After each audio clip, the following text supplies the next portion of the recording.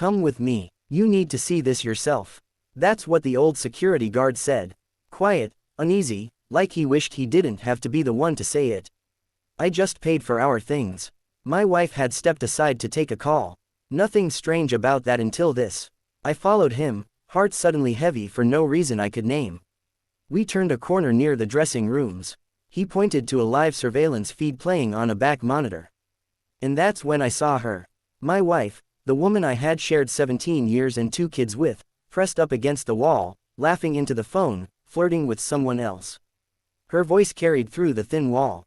I told him I was on the phone with the school. He's so easy. I didn't say a word. Hi, my name is Nolan Chase, and I used to think that being loyal meant never checking the shadows. That trust meant peace. But standing there watching her twirl her hair while she whispered, "Just one more night and then I'll tell him," I realized I'd been living in a house built on my own blind spots. The guard looked at me like he'd seen this before. "I figured you'd want to know." I nodded. My hands didn't shake. I walked back out calmly, placed the shopping bags in the car, and when she returned, smiling like nothing happened, I kissed her forehead because she had no idea. I had already started the timer. She slid into the passenger seat, still glowing from whatever lies she told. "Sorry," she said casually. "School stuff." I smiled. "No problem. Everything good." She nodded, leaned over, kissed my cheek, and not a hint of guilt touched her voice. But inside me, something had shifted.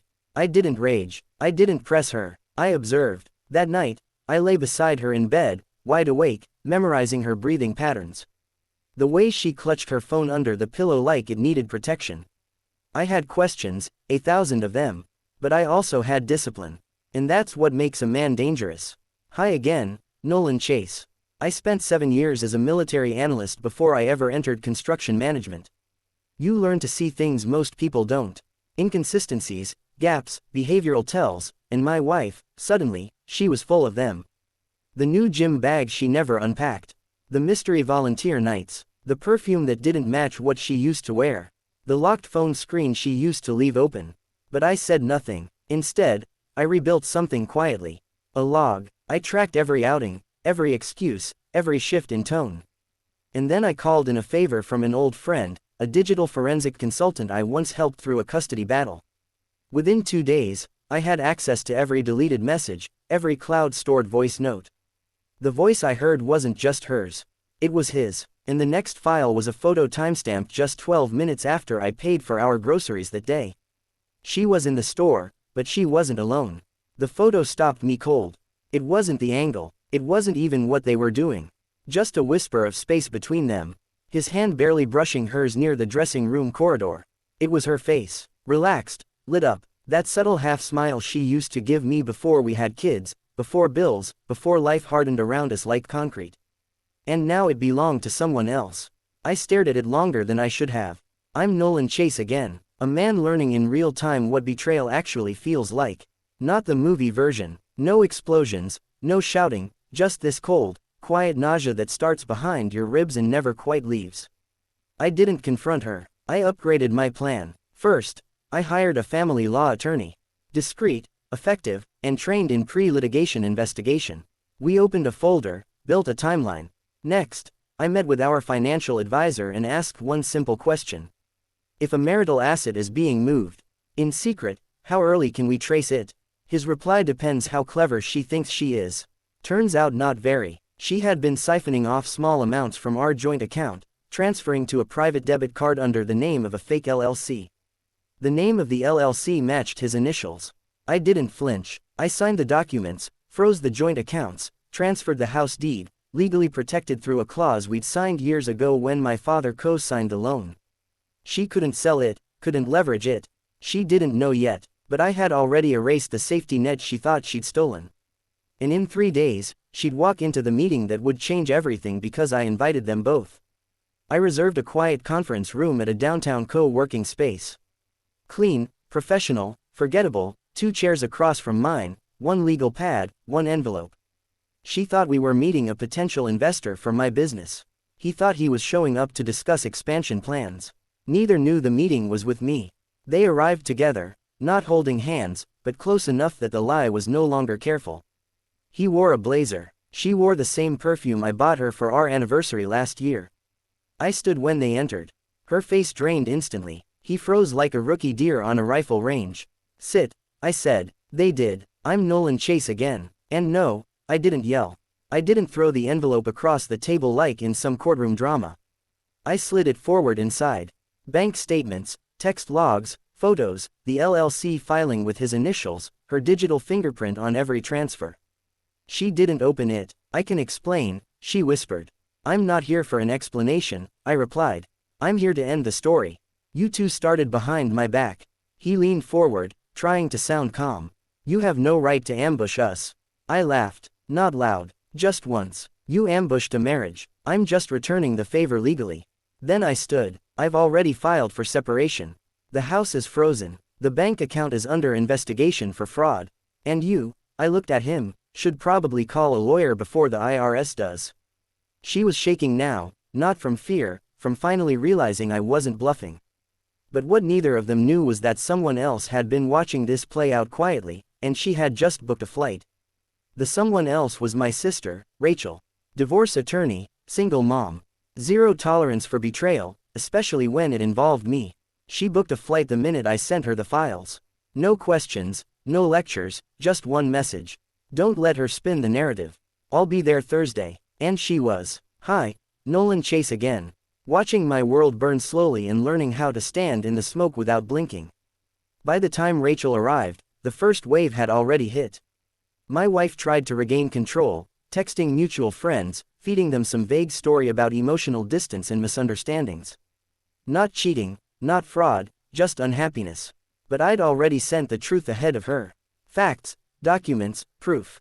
One friend called and said, "Nolan, if this is true, she just nuked her own life." I didn't reply. I didn't need to. Rachel and I met with my attorney Friday morning. She brought new paperwork, ones that accelerated the process, emergency orders, asset protection clauses, custody arrangements preemptively outlined in case she tried to involve the kids. Then she looked at me across the table and asked, "Are you doing this for payback or peace?" It hit me. This wasn't just about catching them. It was about becoming someone else on the other side of it. I said, "Peace." She nodded. "Then let's finish this clean." That evening, my wife showed up at the house, the one she no longer had access to, and found the locks changed, the security code reset, and a formal letter taped to the door.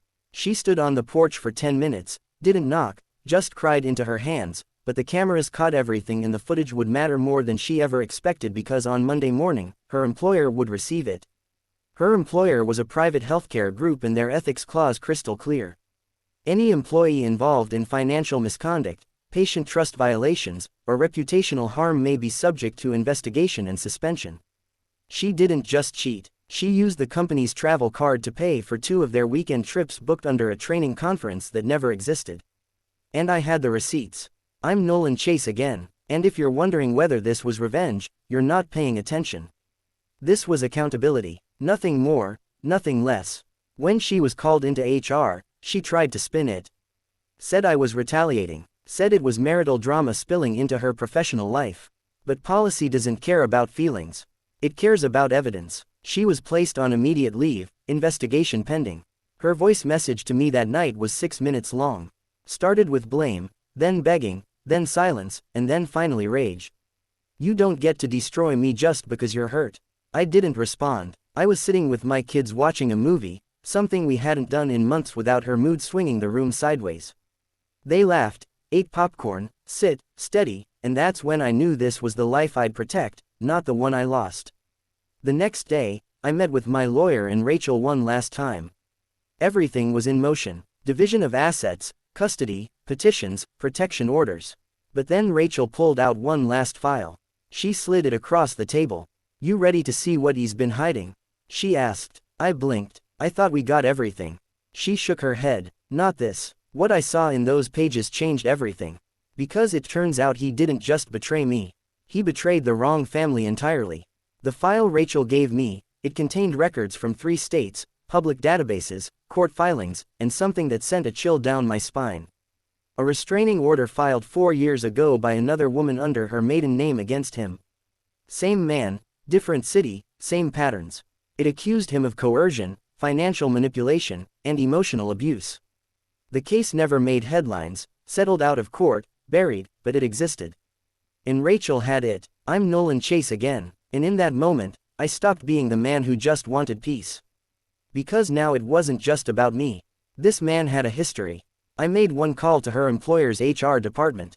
I didn't tell them everything, just the public link, the court record, and then I sat back and watched the last thread unravel. Her suspension turned permanent within 48 hours, not just for the false charges, but because she brought a predator into a protected space. She called me from a prepaid number that night. "Please, you've done enough." I answered calmly, "No, I haven't done anything. I just stopped covering for you." Then I hung up. The next morning, the man finally reached out himself. No threats, just a single message. "Let's meet." I showed it to Rachel. She said, "He's trying to gauge your weakness. Don't give him any." So, I didn't reply.